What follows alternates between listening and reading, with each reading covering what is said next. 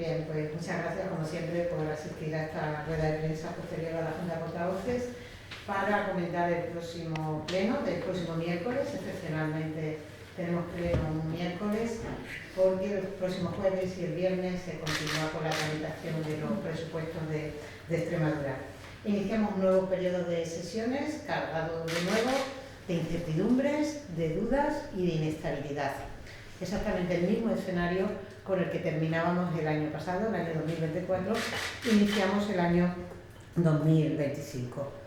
Nosotros, en la tramitación de los presupuestos, seguimos mostrando la misma predisposición, la misma idea, lo mismo de intentar llegar a un consenso, de intentar dialogar y de intentar ser útiles a los extremeños y a las extremeñas para hablar de los problemas que le preocupan a Extremadura, para seguir trabajando en la solución a estos retos.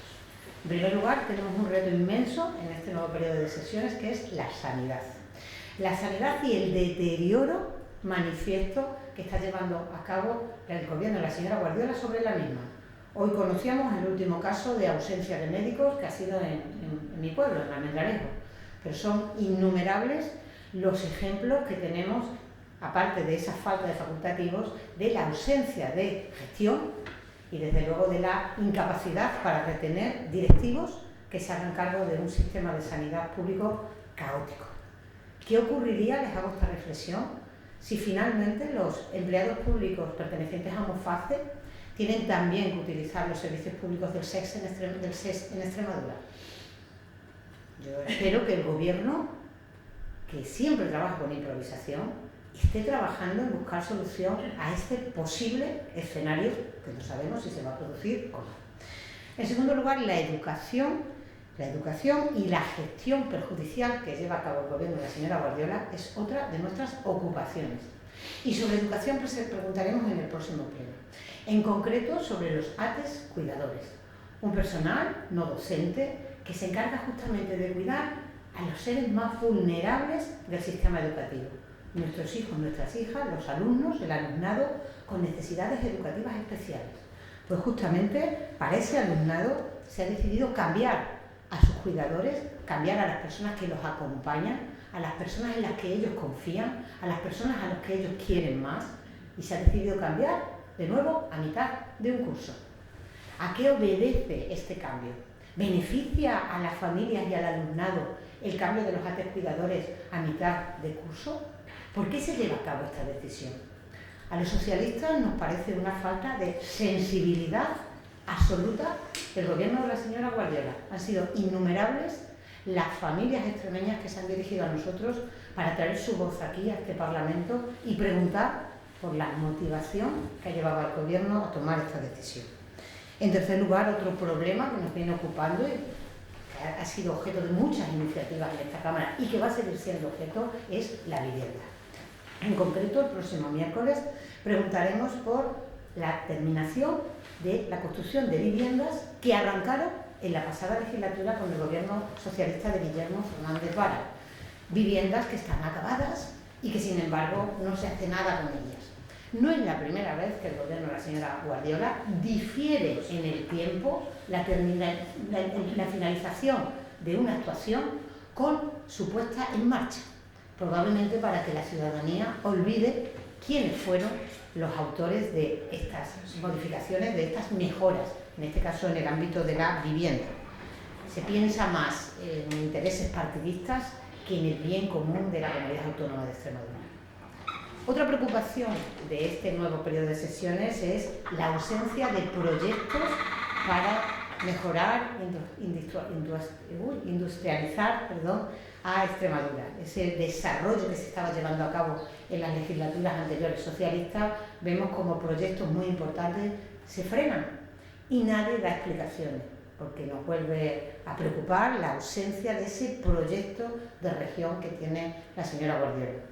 Y también, como no, preocupación por nuestros jóvenes y por el empleo, del que vamos a traer una iniciativa, en este caso relativa al empleo público, en este caso para que el gobierno, junto con las centrales sindicales, diseñen un plan de ordenación de recursos humanos para que los aspirantes a la administración pública conozcan los méritos que necesitan, conozcan el calendario, conozcan las reglas del juego con antelación. Y para que al mismo tiempo los sindicatos, las centrales sindicales que representan a los trabajadores y a las trabajadoras, formen parte de la negociación para mejorar la vida de los empleados públicos y no sean, como hasta ahora, simplemente informados en las diferentes reuniones sin poder llegar a acordar y a mejorar estas cuestiones. Esto es lo que a nosotros nos gustaría que se hablara, de estos temas es de los que nos gustaría que se hablara, pero desgraciadamente la actualidad es otra. Y vemos que los asuntos de la actualidad los marca el Partido Popular con su minoría absoluta. Y recientemente pues, hemos leído unas declaraciones del consejero de Presidencia en cierto diario regional, en el que decía el pasado 5 de enero que la ley de memoria es merecedora de una modificación. Y por eso en el próximo pleno también le vamos a preguntar qué es lo que ocurre con la ley de memoria histórica y democrática en Extremadura. ¿Es merecedora de modificación? ¿No tiene que ser modificada, como se ha repetido hasta la saciedad con anterioridad?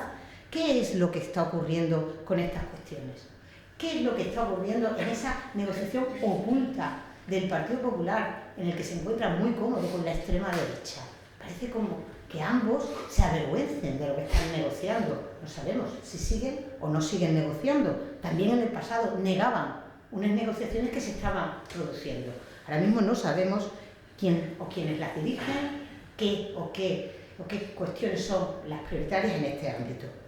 Nosotros, los socialistas y las socialistas, seguimos manteniendo la misma posición que hemos mantenido en toda esta propuesta de ley de los presupuestos de la Junta de Extremadura.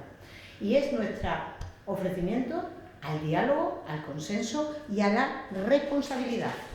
Nosotros negociamos sin intermediarios. Nosotros negociamos con luz y taquígrafos.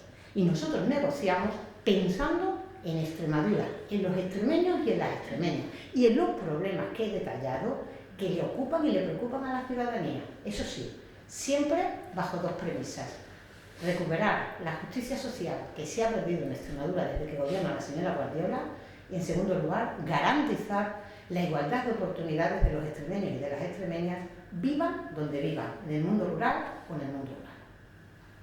Nuestros teléfonos siguen abiertos, pero sí que les digo que a lo largo de la jornada de ayer no se produjo la comunicación de la presidenta Guardiola con nuestro secretario general para felicitarlo y animarlo a seguir trabajando para mejorar Extremadura. Nos parece una ausencia total de fair play político, pero bueno, nada que nos sorprenda o nada nuevo bajo el sol. Si tienen alguna cuestión. ¿Alguna pregunta? Buenos días. ¿Qué recorrido cree que puede tener la propuesta del PSOE para limitar la acusación popular? La propuesta para limitar la acusación popular. Ah, vale, bien, perfecto. Hombre, nosotros pensamos que es algo necesario. Es que ahora mismo estamos haciendo perder el tiempo de los políticos, pero también de la justicia. Y nosotros pensamos que la labor judicial es lo suficientemente importante como para que esté ocupada en resolver otro tipo de cuestiones que no sean los dimes y diretes que determinados medios de comunicación o pseudomedios de comunicación, para ser más precisos, publican. Lo estamos viendo durante estos días en varias cuestiones. Oiga, y es curioso que siempre sean medios de la extrema derecha y siempre contra políticos socialistas. Parece ser que hay como una especie de fijación de intentar ganar en los juzgados lo que se pierde en las urnas. Nosotros defendemos la separación de poderes, no puede ser de otra manera, pero también el respeto a las instituciones y el respeto a las personas. Y hombre, que vayamos a un juzgado con un recorte de prensa de un pseudomedio que ni siquiera ha estado contrastado, me parece que esto, repito, es hacer perder el tiempo a la clase política, a la clase judicial, pero también a la ciudadanía, que la entretenemos con cosas que no son las que le importan, que no son lo que necesitan para mejorar su vida.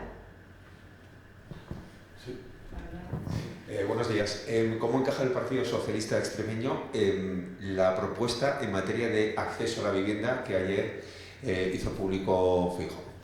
Pues con perplejidad, sorpresa y preocupación, porque las viejas recetas no son válidas para resolver los nuevos problemas. Eso es un principio básico en la política. No puede ser que los que causaron la crisis más grave económica que recuerda el pasado reciente de este país, que fue la crisis del 2008, con la burbuja inmobiliaria, con la liberalización del suelo, no puede ser que se vuelvan a proponer las mismas soluciones. Eso significa que no hemos aprendido nada. Y a mí eso me preocupa, y me preocupa mucho. Y me preocupa también inmensamente que todos los problemas se solucionen con una bajada de impuestos. Porque si fuera así, en aquellas comunidades donde gobiernan y ejercen esas políticas, no habría problemas con la vivienda. Y desgraciadamente lo hay. Desgraciadamente hay problemas en Andalucía, hay problemas en Castilla y León, donde han aplicado esa bajada de impuestos. Es que hay problemas aquí en Extremadura, donde les recuerdo que se le ha perdonado el impuesto a los grandes tenedores de viviendas en esta región. Y sin embargo no ha ayudado en absoluto para que nuestros jóvenes tengan un acceso más fácil a la vivienda.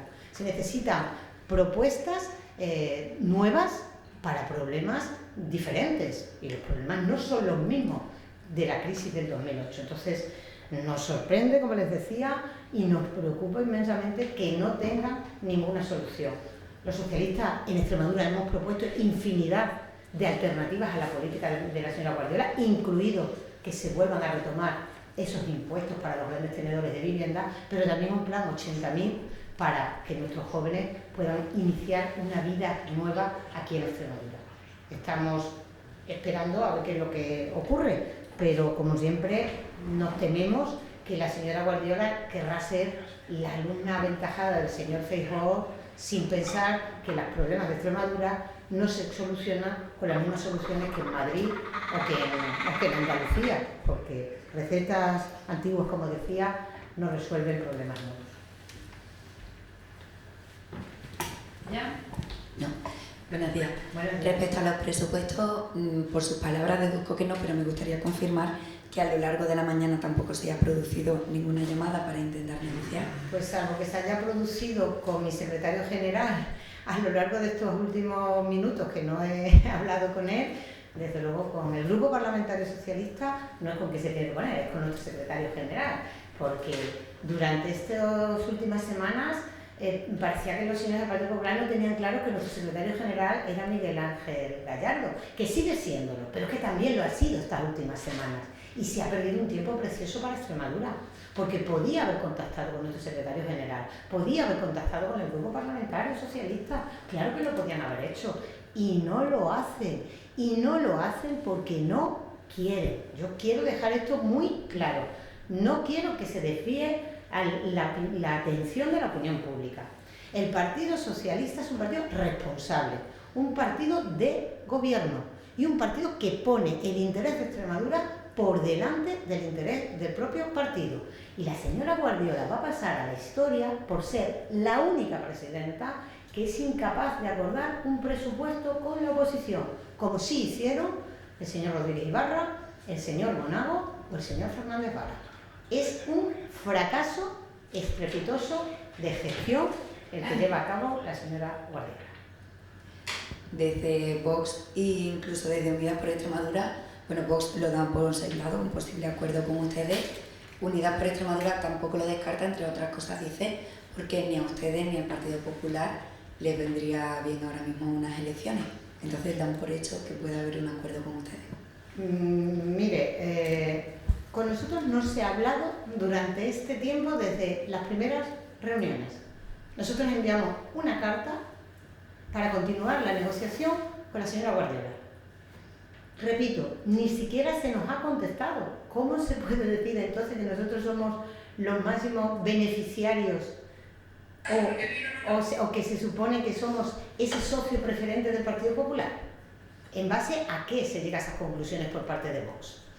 Y respecto al tema del adelanto electoral, mire, nosotros no tenemos ningún temor a un adelanto electoral, pero pensamos que eso es el fracaso de una presidenta, es el fracaso de la señora Guardiola por no saber dialogar, consensuar y acordar con los partidos de la oposición.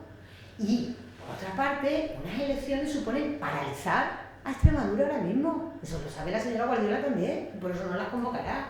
Porque digo yo que pensará primero en Extremadura, como hacemos los socialistas, antes que en los intereses partidistas. Entonces, nos parece que no es el momento de un adelanto electoral. Ahora, ¿qué se hace? Nosotros estamos preparados. Nosotros estamos listos, como lo hemos estado siempre en este año y medio, porque hay que recordar que fue el Partido Socialista el que ganó las elecciones en mayo de 2023. Nosotros estamos dispuestos y listos. Ahora, honestamente, y pensando en Extremadura, pensamos que no es el momento, que es el momento de acordar, de consensuar y de dialogar y de demostrarle a los extremeños y a las extremeñas que los primeros son ellos y no nosotros. ¿Alguna pregunta más? Vale. Gracias. Muchas gracias.